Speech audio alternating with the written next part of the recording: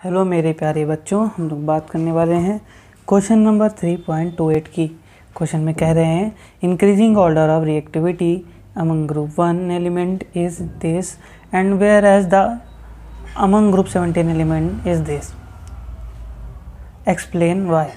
ठीक है, एक्सप्लेन हमें करना है कि रिएक्टिविटी का जो ऑर्डर है ग्रुप फर्स्ट में ये है और ग्रुप 17 में ये है, ऐसा क्यों है। चलिए बात करते हैं इसके बारे में। अगर हम लोग बात करते हैं ग्रुप फर्स्ट की यानी फर्स्ट ए की, तो फर्स्ट ए में कौन कौन आता है? Hydrogen, lithium, sodium, potassium, rubidium, caesium और फ्रांसियम। याद करने की ट्रिक हेलिना के रूबी सिंह फ्रांस गए है, आप जाकर वीडियो देख सकते हैं, चैनल पर पड़ी हुई है। ठीक है, तो अभी हम बात करते हैं कि लिथियम जैसे अगर हम देखें तो लिथियम का एटॉमिक नंबर कितना होता है? 3, यानी 1s2 और 2s1। तो ये इजीली क्या करते हैं कि इलेक्ट्रॉन डोनेट कर देते हैं, और जितनी जल्दी इलेक्ट्रॉन डोनेट करेंगे उतने ही ज़्यादा क्या होंगे? रिएक्टिव होंगे। तो जब हम ऊपर से नीचे जाते हैं तो ऊपर से नीचे जाने पर साइज़ क्या होता जाता है? इंक्रीज़ होता जाता है। जैसे एक इस साइज़ का एटम है और एक इस साइज़ का एटम है, और एक यहाँ पर इलेक्ट्रॉन है, यहाँ इलेक्ट्रॉन है, तो कौन सा इलेक्ट्रॉन जल्दी निकल जाएगा? जाहिर सी बात है ये वाला। क्यों? न्यूक्लियस से दूरी इसकी बढ़ गई है, न्यूक्लियस का अट्रैक्शन इस पर कम हो गया, इसलिए इलेक्ट्रॉन क्या हो जाएगा? जल्दी से निकल जाएगा, यानी इफेक्टिव न्यूक्लियर चार्ज घट गया, इलेक्ट्रॉन इजीली रिमूव हो जाएगा।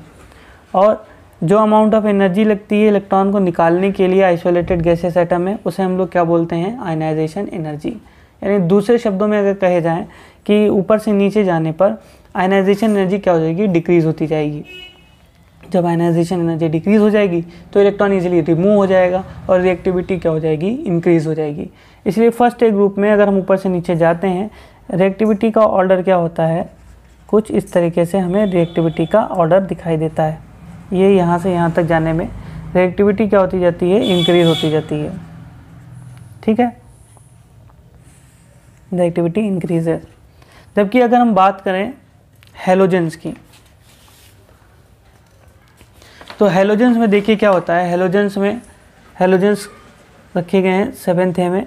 7th ए में अगर हम लोग देखें तो फ्लोरीन हमें मिलेगा, क्लोरीन मिलेगा, ब्रोमीन मिलेगा और आयोडीन मिलेगा।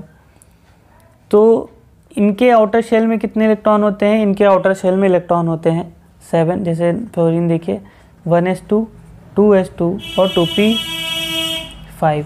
इसके आउटर शेल में कितने इलेक्ट्रॉन हैं? 7 इलेक्ट्रॉन है। अभी इसे 8 पूरे करने के लिए कितने चाहिए? 1 इलेक्ट्रॉन चाहिए। तो ये 1 इलेक्ट्रॉन अगर एक्सेप्ट कर लेगा तो उतने ही ज़्यादा क्या होगा? ये रिएक्टिव होगा। ठीक है, तो अगर हम देखें कि इलेक्ट्रॉन को एक्सेप्ट करने की टेंडेंसी को हम लोग क्या बोलते हैं? इलेक्ट्रॉन गेन एंथैल्पी या इलेक्ट्रॉन एफिनिटी। जितनी जल्दी इलेक्ट्रॉन एक्सेप्ट कर लेता है उतनी ज़्यादा क्या होती है? इलेक्ट्रॉन एफिनिटी होती है। ठीक है, तो अगर हम लोग ऊपर से नीचे जाते हैं तो ऊपर से नीचे जाने पर इलेक्ट्रॉन एफिनिटी क्या होती जाती है? डिक्रीज़ होती जाती है। क्यों? क्योंकि न्यूक्लियस से और आउटर मोस्ट शेल के इलेक्ट्रॉन के बीच का डिस्टेंस क्या होता जाएगा? बढ़ता जाएगा, और जब बढ़ता जाएगा तो न्यूक्लियस का आउटर शेल के इलेक्ट्रॉन पर पुल क्या हो जाएगा? कम हो जाएगा, अट्रैक्शन फोर्स क्या हो जाएगा? कम। जैसे हमें अगर इसमें इलेक्ट्रॉन जोड़ना है, एक इलेक्ट्रॉन इसमें जोड़ना है, किस में जल्दी जुड़ेगा? जाहिर सी बात है इसमें क्या हो जाएगा? जल्दी जुड़ना चाहिए, लेकिन इसमें जुड़ता है जल्दी, इलेक्ट्रॉन जल्दी जुड़ जाएगा, इसकी इलेक्ट्रॉन गेन एंथैल्पी क्या होगी? ज़्यादा होगी।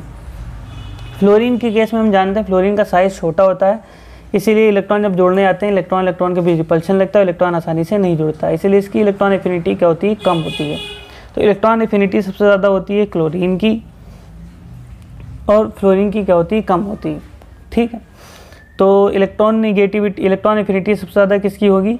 क्लोरीन की होगी। तो रिएक्टिविटी ज़्यादा किसकी होनी चाहिए? क्लोरीन की होनी चाहिए, जल्दी इलेक्ट्रॉन एक्सेप्ट कर लेगा, लेकिन ऐसा नहीं होता है। सबसे ज़्यादा जो रिएक्टिविटी होती है वो फ्लोरीन की होती है। देखिए क्यों?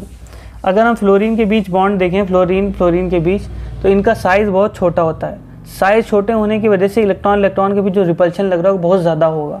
बहुत ज़्यादा होने की वजह से बॉन्ड बड़ी जल्दी क्या हो जाता है? ब्रेक हो जाता है। इसलिए ज़्यादा रिएक्टिव कौन सा होता है? फ्लोरीन होता है। ठीक है, तो यानी सबसे ज़्यादा रिएक्टिव कौन सा होगा? हमारा फ्लोरीन होगा, फिर कौन होगा? क्लोरीन होगा, फिर कौन होगा? ब्रोमीन होगा, फिर कौन होगा? आयोडीन होगा।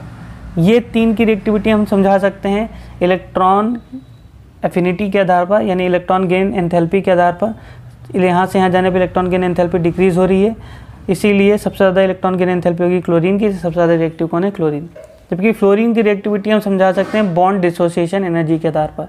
इसकी बॉन्ड डिसोसिएशन एनर्जी बहुत कम होगी, बड़ी जल्दी क्या हो जाएगा? ब्रेक हो जाएगा, इसलिए सबसे ज़्यादा रिएक्टिव कौन सा होता है? फ्लोरीन होता है। समझ में आया? इसे लिखेंगे कैसे? चलिए देख लेते हैं। ये देखिए एक्सप्लेनेशन लिखा हुआ है। एलिमेंट्स जो हैं फर्स्ट ए ग्रुप के have 1 electron in their outer shell. Outer shell में 1 इलेक्ट्रॉन है, जो कि अभी समझाया था आपको। So they easily donate 1 electron and obtain stable electronic configuration, जो कि इनर्ट गैस का इलेक्ट्रॉनिक कॉन्फिगरेशन होता है। As we move down the group in first A, ionisation energy decreases, hence reactivity increases. चूँकि ऊपर से नीचे जाएंगे तो आयनाइजेशन एनर्जी डिक्रीज कर जाएगी, इसीलिए इलेक्ट्रॉन आसानी से रिमूव कर पाएंगे और ज़्यादा रिएक्टिव होंगे। इसलिए फर्स्ट ए ग्रुप में डाउन द ग्रुप जाने पर रिएक्टिविटी क्या होती है? इंक्रीज होती रहती है। जबकि अगर हम लोग हैलोजेंस की बात करें, इनके पास 7 इलेक्ट्रॉन होते हैं in their outer shell. So they accept 1 electron, इसलिए ये क्या करते हैं? 1 इलेक्ट्रॉन क्या कर लेते हैं? एक्सेप्ट कर लेते हैं and obtain inert gas electronic configuration, और इनर्ट गैस का इलेक्ट्रॉनिक कॉन्फिगरेशन प्राप्त कर लेते हैं। As electron gain enthalpy decreases, जैसे जैसे इलेक्ट्रॉन गेन एंथैल्पी ऊपर से नीचे जाने में डिक्रीज करती जाएगी, इनकी रिएक्टिविटी डिक्रीज करती जाएगी, क्योंकि इलेक्ट्रॉन को एक्सेप्ट करने की टेंडेंसी क्या होती जाएगी? डिक्रीज करती जाएगी। लेकिन फ्लोरीन के केस में क्या होता है कि bond dissociation energy is very low. Fluorine के केस में बॉन्ड डिसोसिएशन एनर्जी बहुत ही लो होती है, इसीलिए क्या होता है? It is the most reactive element. जबकि फ्लोरीन की इलेक्ट्रॉन गेन एंथैल्पी क्या होती है? कम होती है, फिर भी क्या होता है? ज़्यादा रिएक्टिव होता है। क्यों? क्योंकि इसकी बॉन्ड डिसोसिएशन एनर्जी FF की जो होगी, एफ बॉन्ड की, उसकी क्या होगी? बहुत कम होगी, इसलिए क्या होता है? ज़्यादा रिएक्टिव होता है, और इसीलिए हैलोजेंस में ये रिएक्टिविटी का ऑर्डर होता है। होपफुली आपको सॉल्यूशन एक्सप्लेनेशन समझ में आया हो। समझ में आया तो वीडियो को लाइक करिएगा और चैनल को सब्सक्राइब कर दीजिए। बहुत बहुत धन्यवाद।